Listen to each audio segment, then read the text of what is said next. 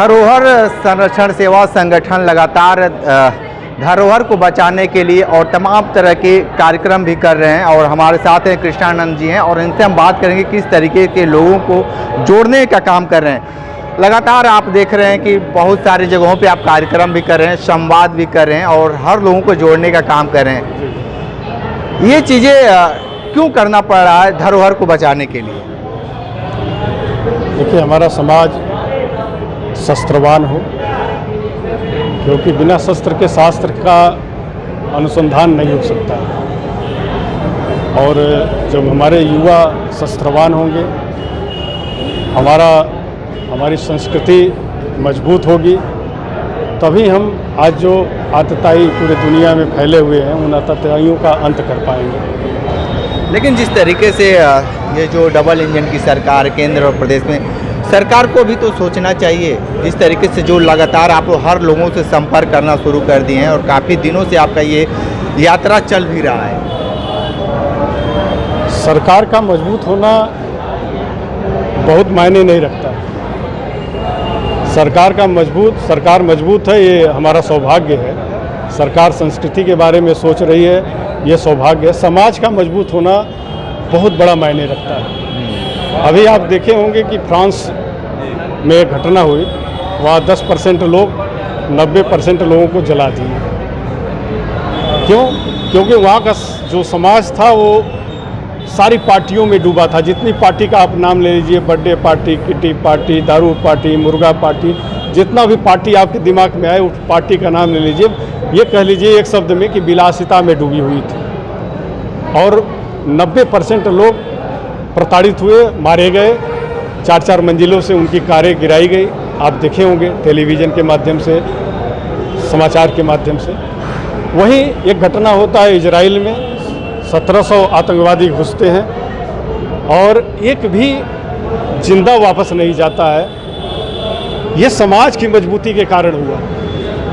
Israel का समाज, एक एक बच्चा अपने आप में सैनिक था और वो सैनिक, वो पुरुषार्थ, वो पराक्रम उस समय दिखाए। 1700 में से एक भी व्यक्ति जिंदा वापस नहीं गया।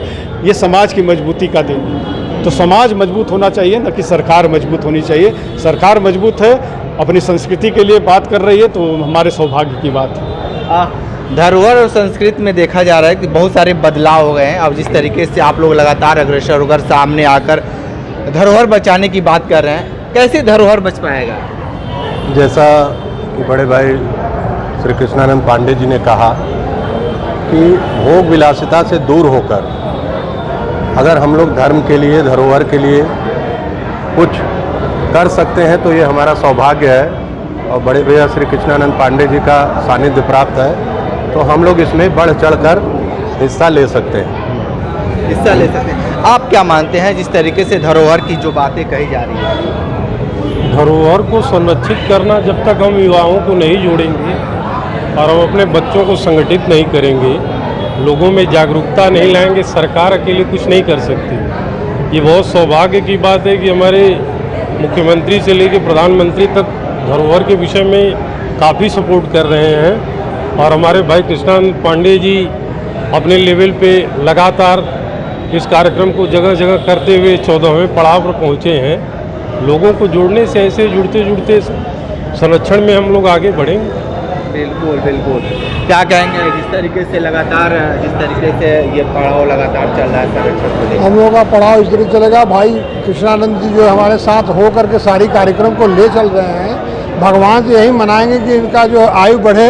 उसके बाद हम लोग अनवरत अपने कार्यक्रम को जहाँ से हो सके तहाँ से बढ़ा करके और जगह जगह हम लोग मेला की तरह लगा करके, और हिंदू या हम लोगों को कोई ये नहीं है कि नहीं, हमारे लिए जो सभी भाइयों को ले करके हम लोग एक साथ चलना चाहते हैं। अपनी संस्कृति को अगर हम मजबूत करेंगे, अगर एक साथ रहेंगे, तो हर चीज़ हम लोगों के लिए अपने पास हर चीज़ हमारा बचा हुआ पाएंगे। मंदिर से लेकर, बात से लेकर, समाज से लेकर सब कुछ बचेगा। इसमें हम लोग जहाँ से हो सके तन मन धरोहर में क्या सिर्फ मंदिर ही है कि और भी? नहीं, हम लोग भाई देखिए, अमीर गरीब सभी लोग एक साथ होकर चलना चाहते हैं। मंदिर की बात तो हमारा धर्म स्थान भी है और धर्म से जुड़े हम लोग सभी लोग एक साथ रहते हैं। ये हमारा ये नहीं है कि हम लोग जो है किसी एक जात विशेष पर चल रहे हैं। हमारे लिए सभी लोग सनातनी हैं और सनातनी के लिए हम लोग को तन मन धन जिस तरह से चलना होगा हम लोग अपने उसी हिसाब से चलेंगे। हमारे साथ भाई जुड़े हुए हैं और भाई के साथ हम लोग तन मन धन जैसे भी होगा हम लोग इस कार्यक्रम को कराते रहेंगे और भगवान से ही मनाएंगे, श्री राम हनुमान जी से मनाएंगे। कम से कम हम लोग का कार्यक्रम भगवान इसी तरह से करते रहें और चलता रहे। क्या कहेंगे भाई, एक आप युवा के तौर पे धरोहर बचाने की बात जब आ गई है? देखिए, धरोहर संरक्षण सेवा संगठन से हम लोग हैं और अनवरत कार्य कर रहे हैं। ये 14वां पड़ाव चल रहा है हम लोगों का। और किसी भी संगठन को किसी भी धरोहर को बचाने के लिए उसके सबसे पहले हमें अपनी संस्कृति मजबूत करनी होगी। अगर हम अपनी संस्कृति को खो देंगे तो हम साथ में अपनी धरोहर को भी खो देंगे। हमें 10 मिनट 5 मिनट अपने गांव में, अपने मोहल्ले में जो भी मंदिर है वहाँ एकत्रित होना चाहिए।